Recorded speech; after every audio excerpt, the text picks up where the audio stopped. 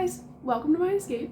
Today's video was requested over on Instagram by April Kane at Your Book Room, and I'm so excited to even just have a requested video because yes, I love it, okay? So I'm very excited for this one. So she gave me the idea based off of terms used on the book platforms and welcoming new people into the community by explaining what these things are that we're talking about. Because once you've been in there and immersed for quite a long time, these words just roll off your tongue and throughout your posts and you don't even think of them anymore. And she's like, you know, when you first join, it's kind of confusing. And I was like, you know what, facts, because I remember last year when I joined and I was like, what are we even talking about? And not everything you want to Google, because you don't really need that in your search history, nor do you want some of the results that come up. So to help everyone avoid that and just really get immersed in the culture immediately, I'm going to go through some key terms that I've kind of picked out of the words I say and what I've looked at. If I leave any or forget any, or you guys want to see a part 2 to this, leave it down in the comments below. I love video requests. Whatever you guys want, put it in the comments, you know, maybe I'll pick it up, who knows? So we're just going to start really basic and kind of go from there. So we have bookstagram, booktok, and booktube. Bookstagram, book side of Instagram. Booktok, book side of TikTok. Booktube, book side of YouTube. So really any social media platform you're on, I'm sure there's some sort of book. Pinterest, I don't really know. Booktrist. I'm not on that side, but I'm sure it exists. Then we have book haul. I've done a couple book haul videos, so this definitely came up in my search a couple times. Book haul just means I went out and I either purchased or was gifted, or basically I have a large collection of books new to me that I'm going to show you. So you'll see like tiny book hauls or big book hauls, or some people have huge book hauls. I don't even know. I'm already stressed with the books I've just hauled. Similarly, but opposite, book unhaul is when a creator looks at their shelves and goes, I have too many books, I need to get rid of some. And then you watch them go through their shelves and go, I'm gonna get rid of this one, I'm gonna get rid of that one. And then they kind of explain why. And then not all of these are like book platform specific, but I know that if you didn't take English in high school, or, you know, maybe you're from somewhere else, so you might not just know the terminology. So a novel versus a novella. A novel is over 200 pages, a novella is under 200 pages. So a novella is just like a shorter book. It's not quite a short story, but a novella can be like any length under 200 pages. So your TBR is your to be read list. Basically, it's all the books that you want to read. So people have their physical TBRs and their ebook TBRs or their Kindle TBRs. I think I'm running 3 TBRs right now, but essentially it just stands for to be read. It's what do you want to read upcoming.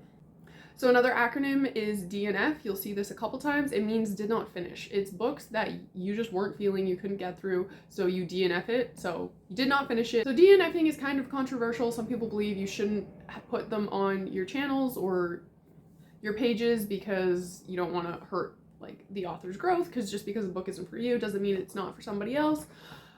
Me personally, I think if I've read over 70% of the book and I still can't get through it, I do mark it as DNF. I do give it a review because I gave it my best chance. And if it's just me, like, I'll put that in my review and I won't necessarily rank it harshly on the stars, but it really is, it depends on the creator, it depends on the person.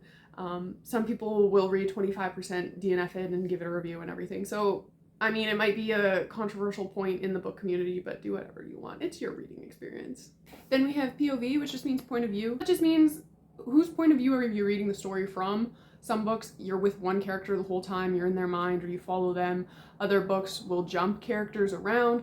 Oftentimes, you know if a book is in dual or multiple POVs because at the start of the chapter, it'll give you the character name that you're jumping into. But some people prefer one, I prefer multiple, but really it depends on the book, depends on the genre, depends on your taste. Again, these are all pretty basic just to start because I don't want to jump over something. I was a big English student in class, shocker, and obviously I've been on the book platforms for a little bit now, so I just want to cover the basis right from the foundation. So then we have FMC, female main character, MMC, male main character, same thing kind of with protagonist, antagonist. So your protagonist is just your main character of the story, and your antagonist is kind of like the villain, not necessarily like superhero villain type of thing, more so who's applying pressure to your character, or who's putting your character into unfortunate situations. Okay, then we have YA, which is just young adult. It's a book genre, but it's also very controversial because no one really knows what young adult means because it's almost like a genre itself when it should be an age ranking. So there's a lot out there about what people think YA is, and if YA is evolving with its reader group, and should YA really be called YA anymore. But generally, you won't have any spice in a YA, and your characters will be between the ages of like 15 and 18, I would say, 15 and 20 maybe, but again, it's very up in the air. And then NA is new adult. So then you're looking at characters aged between like 18 and 25-ish, and they're a little more risky, a little more spicy, a little darker maybe, like darker backstories, darker experiences, stuff like that. But see, the thing with YA and NA is they're not quite genres, because you can have them, like you can have fantasy YA and fantasy NA, and you can have sci-fi YA and sci-fi NA. So they are like age rankings, but it also matches kind of with genre, so they're kind of like their own thing. If you're interested, you can definitely find a lot of content out there of people trying to define, describe, and separate. Okay, and then we have tropes, which are something you will hear a ton of. There are tropes in every genre that you read. There's tropes in all the movies that you watch. They're just common, either common themes, common scenes, common situations that you can transplant from one story to another. And usually people really like certain things, so they'll generally look for books including a certain trope. So like some types, for examples, you have like insta-love or insta-lust, where characters get together or fall in love very early on in the story. It's like they look across the bar and they're like, I'm in love. And then you follow the story from there, and you're like, and then I'm like, based on what? Insta-love is not my favorite. Insta-lust is like, okay, because generally there's something that again comes around and like separates them. So like, okay.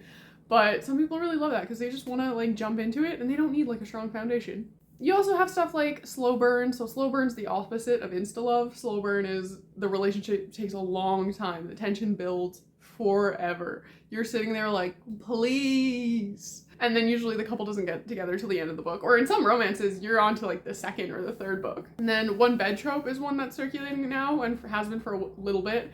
It's when the characters are in a situation and then they stop at like a hotel or an inn, or they get snowed in and there's only one bed. People love it. I kind of like it, but I'm also like, it's really not that hard to keep your hands to yourself. Like, I feel like if you're really an adult, you could just be like, okay, good night, end of story, you know? I prefer the one horse trope because I could definitely just go to bed and be like, okay, well, I dislike you in the day. I'm still gonna dislike you now. Like, I don't understand. So I feel like I could easily go to sleep, no worries. But imagine being on the same horse as somebody for multiple hours and not talking to them. Could not be me. Could not be me. I would be so bored. I would get so bored. It's not like you can talk to anybody else. Like, you guys are on the same horse for multiple hours. It forces dialogue. It forces interaction that I can actually see and understand. So I love the one horse trope, but the one bed trope is big right now. And then you have other things, like you have Grumpy Sunshine, where one character in the romance is very grumpy and the other one's like very happy. Again, not a trope that I love. But I do read a lot of it because a lot of books have it in there. So pretty much if you find yourself liking like one type of character dynamic or one type of scene, there will be a trope name for that. And once you find that, then you can start looking up or going and asking, I want books with this trope in it, and you'll be hit up with so many of them. So it's just a good way to kind of like learn your reading tastes. And, you know, when you're in a reading slump or something, pick up something that has the tropes you love in it. Even if the story's not great, you'll love that the tropes are in there. Every niche genre on these book platforms will have their own acronyms and stuff like that for the titles and the books that are most seen on there. For me, I'm on a lot of like the young adult, the romance, the new adult, the fantasy. That's kind of like where I'm at on these platforms. So like you'll see ACOTAR all the time, ACOTAR. A Court of Thorns and Roses. You'll see it on every other post will be about that series. There are acronyms for every book in there, so it's like A Court of Mist and Fury, same thing. Court of Wings and Ruin, same thing. I haven't gotten through the whole series, so I might have gotten this third title wrong, but I think that's because then it's like A Court of Frost and Starlight. See, I have only read the first 2 books, and I already know all these acronyms just by looking at it because they are all over the platform. Another one you'll see sometimes is FBAA. That's From Blood and Ash. Love it, love it, love it, love it. But those ones, it's really going to be like what's trending now, what's popular now. And once you immerse yourself in the book community and you're there for a while, you'll start being able to pick them out. Even if you haven't seen the acronym used before, your brain will clue in and be like, oh, that's probably this or that's probably that. You can't really get away from it. It's just a thing, and every niche genre is going to have their own. So those are more generalizable for any book genre, any book platform. The next set I'm going to go through are really romance, fantasy romance, stuff like that. I mean, you can find romance pretty much in any book. So, but I mean the creators that are making it because they're reading for the romance, they'll use a lot of these. So there's like morally gray, like What I Wouldn't Do for a Morally Gray Man, stuff like that. Morally gray characters are just, they might do the right thing but for the wrong reason, or they do the wrong thing for the right reason. Their morals are ethically questionable, but you like them often because they treat the characters they love so well. So often you'll find this in like a found family type of thing where their actions might be reprehensible alone, like murder, but you know, they do it to protect their found family, or they do it, I don't know, for some other reason. So they're morally gray because people are going, I don't know if I can really say what you did was right, but I love your motivations behind it type of thing. Also, like, along the same vibes, like, Touch Her and Die is a trope. Found Family is a trope as well, actually, but Touch Her and Die is a trope, and it's basically you have a morally gray person and their significant other. If anybody goes for the significant other, this morally gray person will, like, attack, defend, you know, like a dog in a cage kind of thing. So, yeah, morally gray just means you can't really stand by their actions, but you love why they're doing what they're doing. Oftentimes, people will call straight up villainous characters morally gray, and I'm like, they're not. You just like them. There's a difference. If a villain's just killing people to kill people, they're not morally gray. You just like the villain. That's fine. That's fine. I like some villains out there, but they're not morally gray. Okay? Morally gray is like actually ambiguous on where you decide their morality stays. But, okay. And then in contrast to that, you have your golden retriever boy, which is like the sweet, fun, possibly quirky, that sort of guy. So he's not out there killing anybody. No golden retriever boy is out there killing anybody. They're sweet, they're nice. Often they're more like emotionally mature and in tune with like the world and themselves. So they're also fun. They don't have as strong of a rap as, say, morally gray, but I like a good golden retriever boy. Like, they're fun. And sometimes you need a palate cleanser because the books I read can get dark. It's fine. That's when you go again away from the morally gray and just into villains. So then you have KU, which is Kindle Unlimited, which this isn't a sponsorship from them, but if you don't know what it is, basically you pay a certain amount of money per month. It varies depending on where you are in the world, and you have access to their catalog of books. They have quite a lot of books on there, but it really does depend on the genre that you're looking for. They have their own publishing service. It's like a whole thing. You can kind of get down into that rabbit hole, but I use it for romance. I haven't found a lot of fantasies on there that I like, but the romance is top tier because it is all smut and spice. So yes, those are our next terms. What is smut and what is spice? Smut basically means the book has sex in it, like an open door sex scene. Not necessarily sex all the way, like it could be like, I don't know, second or third base. I don't know how else to say that in a YouTube friendly way. Like, it might not be like a full sex experience, but it's definitely like pushing the envelope. Again, you don't tend to see this in like YA, and people's level of smut varies, and that's where the spice comes in. So spice is a ranking that the book platforms have come up with to rank the smut in books. So if a creator marks something 1 spice, it's saying there is smut in there, like this is in there, but it's very like mild, right? Again, if you went to a restaurant you look at the number of jalapenos on the menu, you know, it tells you how spicy something's gonna be, how hot something is gonna be. You see it, you see the correlation. So if somebody puts 5 chili peppers out there, that means the book is spicy. And everyone's ranking varies, so it's not like a consistent system. Same thing with like your star ranking when you rank a book 1 to 5 stars. Like, that's not consistent, it's subjective, depends on who's ranking it. So some people you might see put a 1 chili pepper on there, and then you go and read the book and you're scandalized. That just usually means that creator reads a fair amount with smut in it, so their bar is very different than yours. When I first joined, I picked up a book like that, and I was like, okay, actually, I picked up a touch of Darkness. That was like the first smut read that I read, I think, or like the first one at least from the book platforms, and it was like ranked like decently low on the smut, and I was like, or on the spice, and I was like, okay, like I can dip my toe in the water, and then I was like, oh, what am I reading? And I did not enjoy it. I did not enjoy it for several reasons, but now, over a year later, I look at my spice scale and I'm like, that was nothing. That was nothing. So really, it does evolve as you read more in the genre. But yeah, for that, pretty much know your creators that you're taking the recommendations from. If smut's not your thing or you don't want it to be that spicy, don't look at like a dark romance reader and go, oh, they ranked this like a 3 jalapenos or a 3 spice. It's not that bad. I'd be nervous. Generally, there's more spice in dark romance than there is in contemporary romance, but people also use spiciness to rank like a kink or like a taboo-ness to the book. So often like BDSM books have a higher spice ranking than like a contemporary book. So there's a lot that goes into it. It's entirely subjective.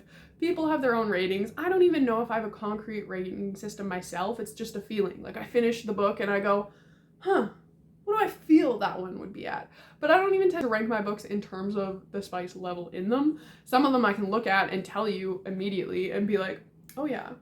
But if you're looking at anything over like a 4 or a 5 for me, you're into erotica. Like, a 3 could still be like a romance or a fantasy, like a fantasy romance or something like that. But as soon as you start getting into those 4 and 5s, like, you're into straight erotica. Whereas other people, you know, if they have any sort of open door sex scene in them, it's a 5 or it's a 4, you know, that sort of thing. So again, just know your creators on that one. If it's not your thing, that's fine. But just do tread those ratings carefully, because you might be in for more than you bargained for, or you might be deeply disappointed if you were expecting more and did not get it. So now that we're done the spice KU rabbit hole, sapphic. So sapphic just means it's 2 girls or 2 or more girls. It's just a lesbian story. That's sapphic. Then we have NNF or MFM. So there is a difference between these two. So it's male, male, female, or male, female, male. So MMF is male, male, female. This like structure means that the guys interact with each other. So the guys also play with each other. So you'll hear, second term, sword crossing. So sword crossing means the guys have sex with each other, because get it? It's like their swords cross. You know? You get it? Yeah. So sword crossing, you'll have that in there.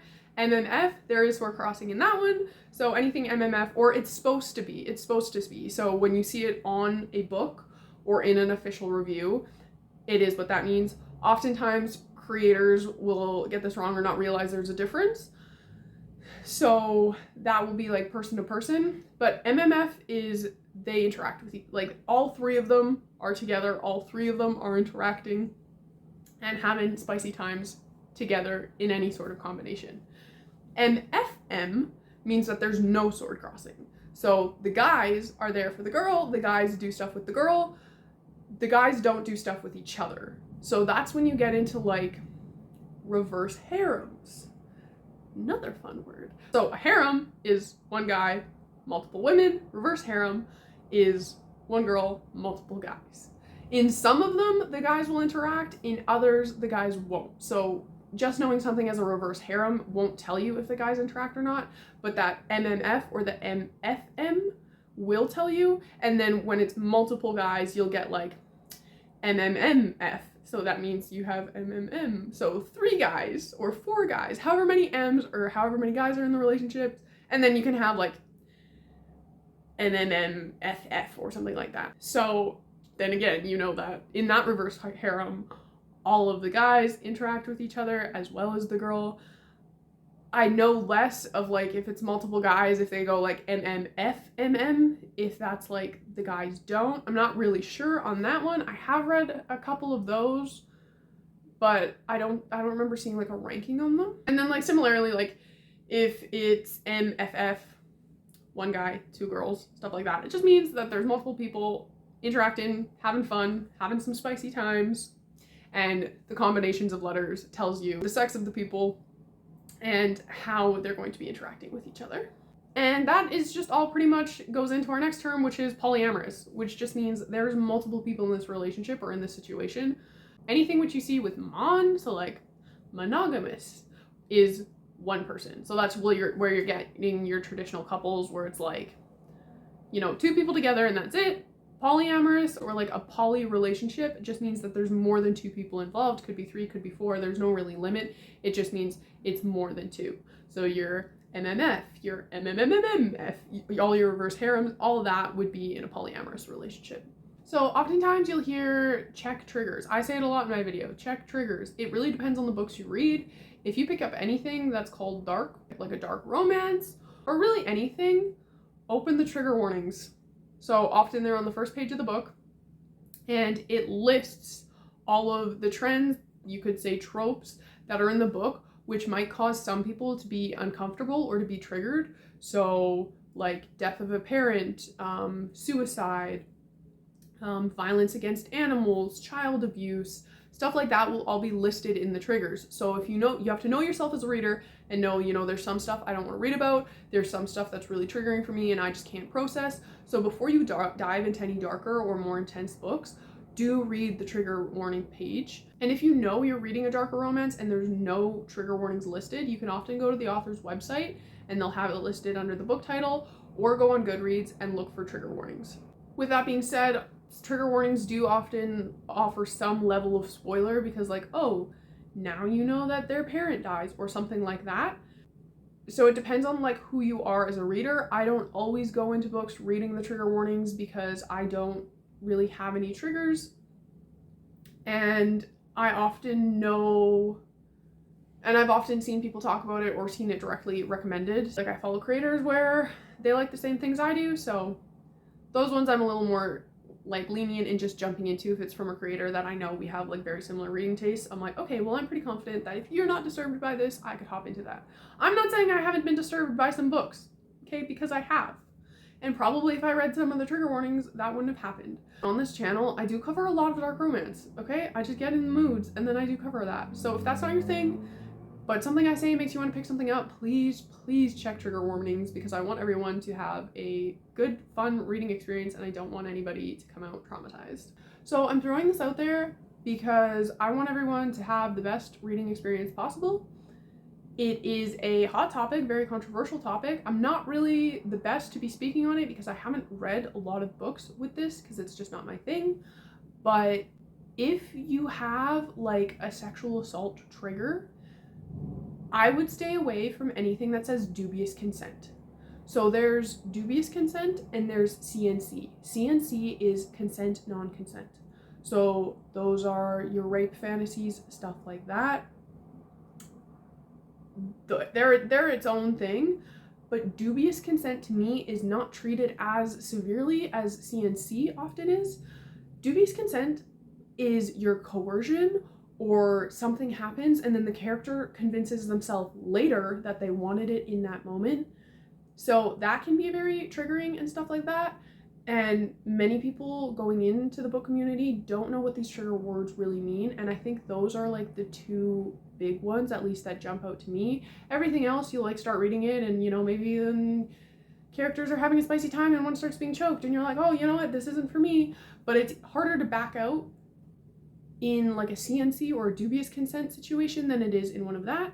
So just throwing that out there, if that is a trigger for you, look for specific trigger warnings called CNC, consent, non-consent, or dubious consent. Just really approach that with caution. I don't think it should be called dubious consent. I should think it should be like really clear going into it.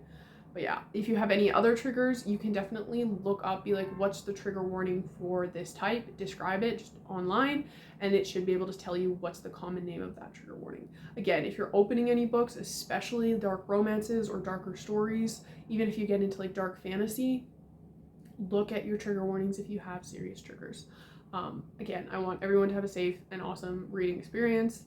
So take care of yourselves. And if the books isn't for you because, you know, that's in there, it's not for you. Or reach out to some people and be like, hey, is there a way I can, you know, do without this? You know, and they might be like, skip pages 10 to 20. And if it's just a minor thing, you can skip that without that really like detracting from the book. But just definitely take care of yourselves. Not every book is for every person. So prioritize yourself. Keep yourself safe. But yeah, so that was a heavier note to end on, but again, I want everyone to enjoy and to have fun and to love reading and not to have anything that really makes them scared to go into a book. So I think that's all the terminology I've really like found over the last couple days, but if I missed anything, again, leave it down in the comments below. Maybe I'll do a part 2 to this. I don't really know. But if you have any questions, comments, leave it down below. I'll link my Instagram in the description, so if you want to see more of me, you can head over there. I hope you all enjoyed this video. Don't forget to like and subscribe. I post videos every Tuesday and Friday, although I'm thinking of only dropping down to Friday because this is a lot. This is a lot for me and life is heating up. So might be only Friday, but for now it's every Tuesday and Friday. So ring that bell for notifications and I'll catch you guys on the next one. Bye.